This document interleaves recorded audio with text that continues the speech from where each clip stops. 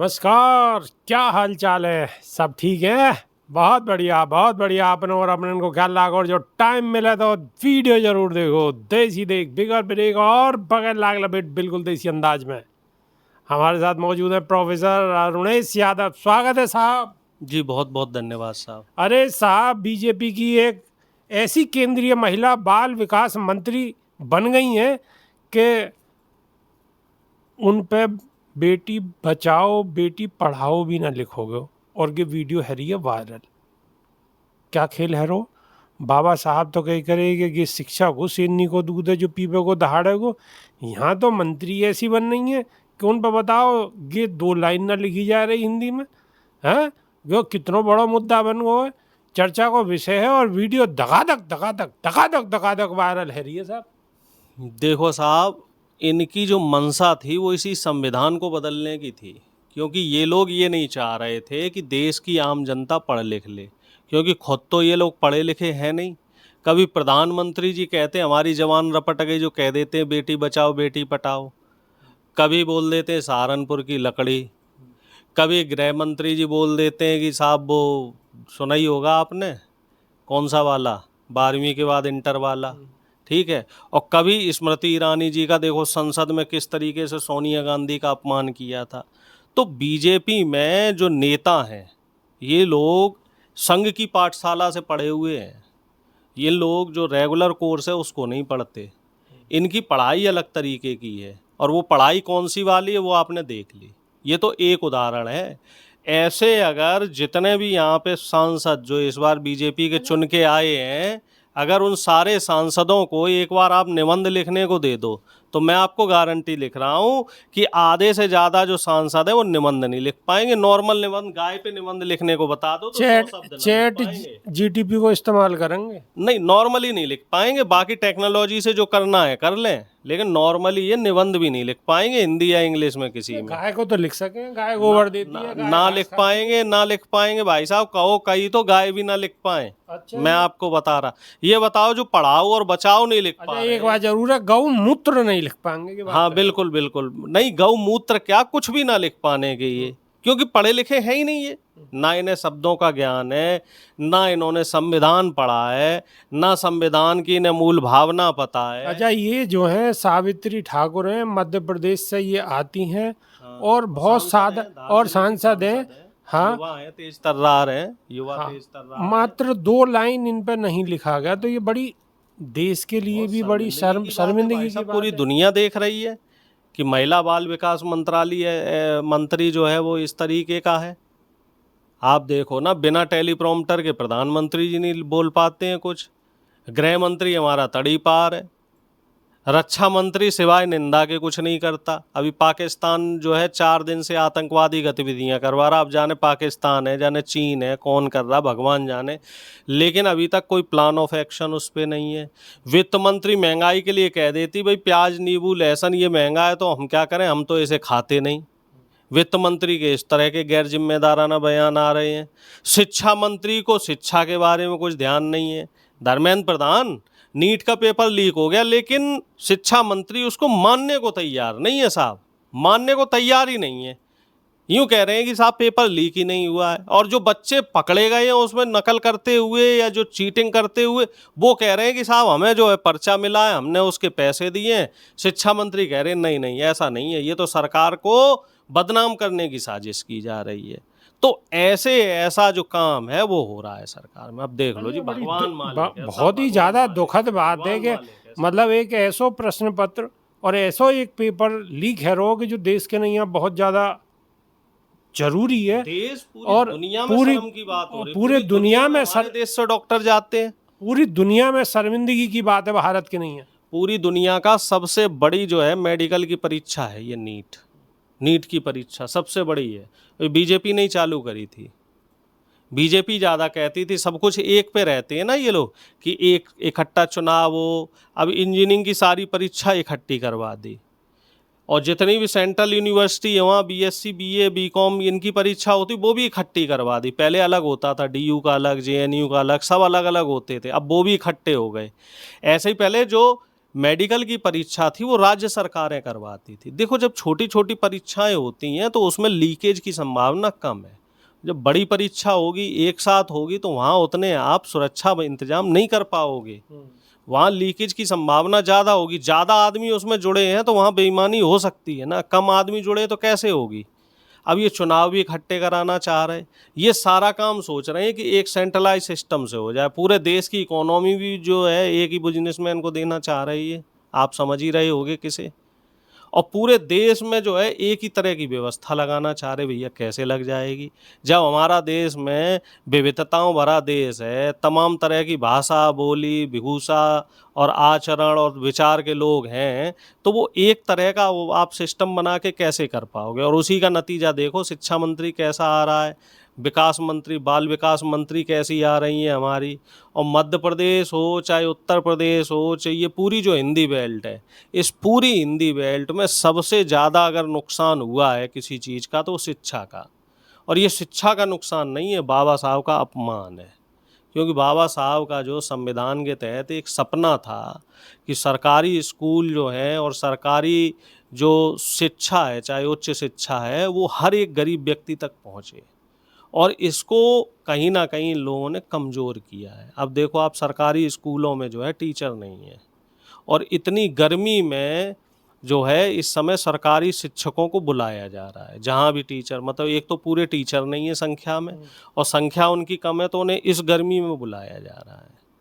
और बच्चों को जो है किताबें नहीं प्रोवाइड करा रही है सरकार, कॉपी किताबें जो देनी चाहिए वो नहीं दे रही है। और मिड डे मील के नाम पे क्या चीज़ें दी जा रही हैं वो तमाम वीडियो भी वायरल होते रहते हैं, कहीं कुछ मिल रहा है कहीं कुछ मिल रहा है।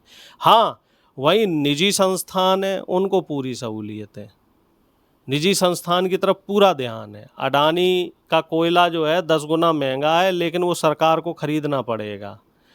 जो बड़े बड़े बिजनेसमैनों के जो स्कूल कॉलेज हैं वो मनमानी फीस बढ़ाएंगे, उसमें कोई कटौती नहीं है, वो अपने हिसाब से सिस्टम चलाएंगे, उनको सरकार से सब्सिडी भी मिल जाएगी। शहरन में बालकन को पढ़ाना तो बहुत बड़ो मुकदमा है, बहुत केड़ो फीस इतनी ज़्यादा है कि इतनी की तो तनख्वाह भी ना लोगन की, आम जनता की पहली बात तो नौकरी ना, और नौकरी छोड़ो, अगर कहे की नौकरी भी हुई 10-20 हज़ार रुपए की, तो एक एक बालक सही से स्कूल में एक एक बालक 10-10, 20-20 हज़ार रुपए में मुश्किल से पढ़ पा रहे हो। 15-15, 20-20 हज़ार एक महीने की फीस है साहब। अब बताओ कहाँ से बालक पढ़ जाएंगे। और उसमें भी हर महीने उनका स्कूलों का कोई वो और सांस्कृतिक कार्यक्रम के नाम पे और कुछ ना कुछ लेते रहते हैं, कभी कोई एक्टिविटी, कभी कोई एक्टिविटी, कभी कोई टूर, कभी कुछ कभी कुछ। अच्छा, और जितने भी स्कूल हैं सब है सरकार की तरफ से ₹1-2 मीटर में जगह मिली हुई है, लेकिन मिली हुई है ना बिल्कुल बिल्कुल। भाई, जो सरकारी जो पट्टे हुए हैं वो बहुत कम पैसे में हुए, क्योंकि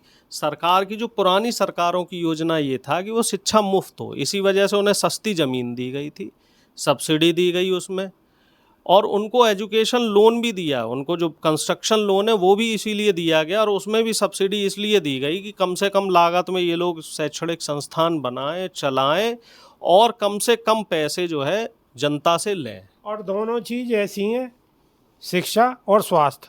स्वास्थ्य में कहीं हॉस्पिटल में चले जाओ तो बिल्कुल कतई खाल सी उतार दें, अगर तन्नक सी भी कोई बीमारी है गई, और अगर कोई पॉलिसी वॉलिसी नहीं है और कोई कार्ड बना हुआ नहीं है, तो समझ लो कि घर, दुकान, मकान सब कुछ बिक जाएंगे, डॉक्टर छोड़ेंगे ही ना। आपको बता रहा हूँ, मुझे सिंपल डिहाइड्रेशन हुआ था, 1 या 2 ग्लूकोज की बोतलों में मेरा काम चल जाता साहब, ठीक है।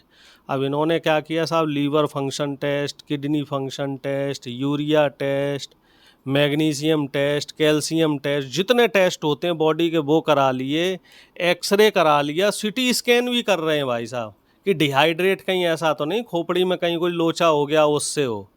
यूँ मान के चलो टेस्टों के नाम पे 10-15 हज़ार रुपए के तो चेकअप ही कर दिए इन्होंने, जबकि 2 ग्लूकोज की बोतल का काम था, सिर्फ 500 रुपये का जुगाड़ था वहाँ पे। अगर कोई समझदार डॉक्टर होता 2 बोतल ग्लूकोज की लगाता और आदमी दुरुस्त।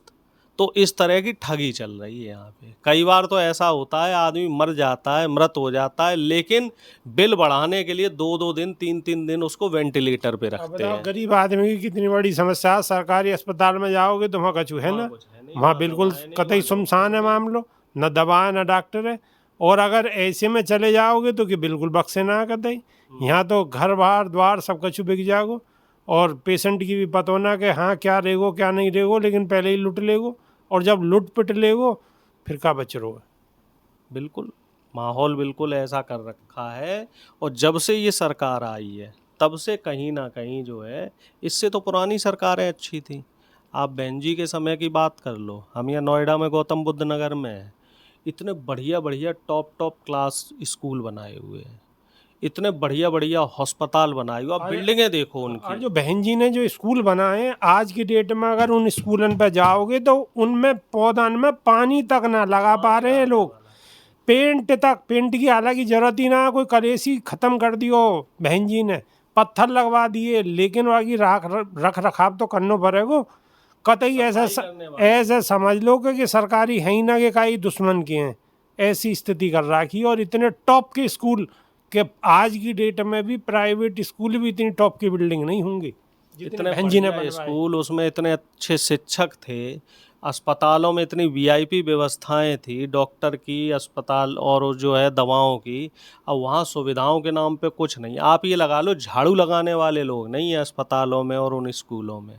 टीचर्स की और डॉक्टर्स की, दवाओं की और मूलभूत चीज़ों की तो बात छोड़ जी दो। मैं नोएडा माई को गए हो तो वहाँ जाके देखिए तो पौधा सूखे पड़े, उनमें पानी लगाने वाला ना हो कोई नाम लेने वाला नहीं। क्यों? क्योंकि भैया ये बहन जी ने बनाए, एक दलित पिछड़ों ने के सरकार में बने हैं ये स्कूल। अब देखो ये चीज़ तो खुद बिल्कुल आप नहीं होनी बताओ चाहिए। कि- भाई एक बताओ कि तो सरकार के हैं, अब हमें बहन जी बना के चली गई, भाई बहन जी की सरकार ना रही कोई बात ना है, लेकिन स्कूल तो अब सरकारी है, पब्लिक के नहीं है, कम से कम वहाँ में तो काम होना चाहिए। लेकिन स्थिति इतनी खराब है कि वहाँ रख रखाव भी नहीं है बाहर वो। खुद तो कुछ ये बनाओ। कहीं ना कहीं ये अंदर या क्या कहें में द्वेष माने, क्या माने, हीन भावना माने, क्या माने, नहीं कह सकते। नहीं, खुद कुछ बनाएंगे नहीं। और जो पुरानी चीज़ें पुरानी सरकारों ने बनाई, अखिलेश ने भी कई बनाए हैं। अब गौतम बुद्ध यूनिवर्सिटी है, वहाँ का मेंटेनेंस नहीं हो रहा।